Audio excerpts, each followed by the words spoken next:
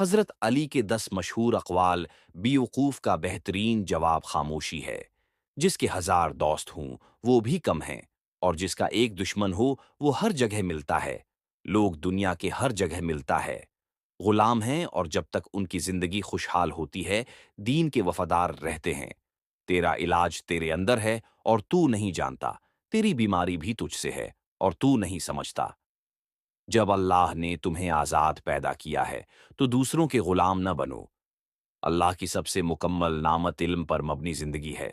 جس میں برداشت نہیں اس کے پاس کچھ ہے نہیں۔ علم روح کو زندگی بخشتا ہے۔